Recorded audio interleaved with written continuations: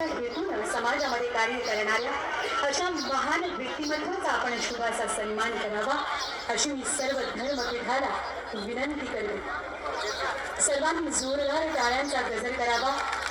मंडळी, वारकरी संप्रदायासाठी अभिमानाची आणि स्वाभिमानाची ही गोष्ट आहे की शुभ सन्मान अशा महान व्यक्तिमत्वाचा केला जात आहे की ज्याने नयनरम्य सोहळ्याचं आयोजन आणि नियोजन घडवून आणले आहे।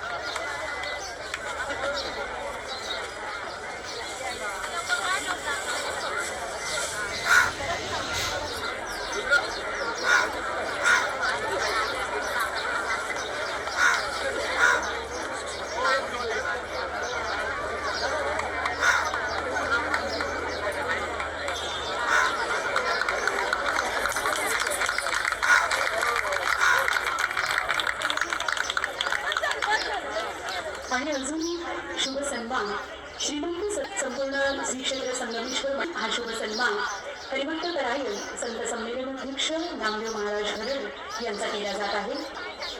श्रीमंत सद्गुरू शंकर महाराजा वतीनं आज हा शुभ सन्मान नामदेव महाराजांचा केला जात आहे। धर्मपीठावर मी विनंती करते सर्व साधकांना, भाविक भक्त गणवृंदांना, वारकरी संप्रदायातील सर्व साधक वृंदांना विनंती आहे की आपण जोरदार टाळ्यांचा गजर करून या महान अशा व्यक्तिमत्वाच्या सन्मानासाठी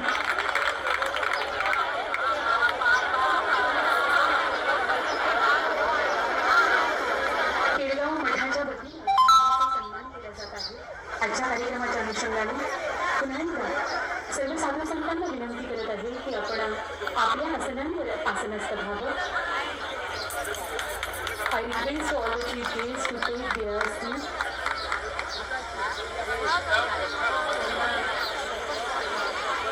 मैं आप सभी को सादर निवेदन करती हूँ, सभी भक्तों को अनुरोध करते कृपया अजून महत्त्वाचा आणि आपल्या वारकरी संप्रदायाला साधूचा असा मग आहे आणि तुम्हा सर्वांची इच्छा आहे की साधू संतांच्या चरणांना स्पर्श करूनच आज घरी जायचं। आपल्या सर्वांची इच्छा पूर्ण होणार आहे कारण कार्यक्रमाच्या अंतिम टप्प्यावर कार्यक्रमाची मार्ग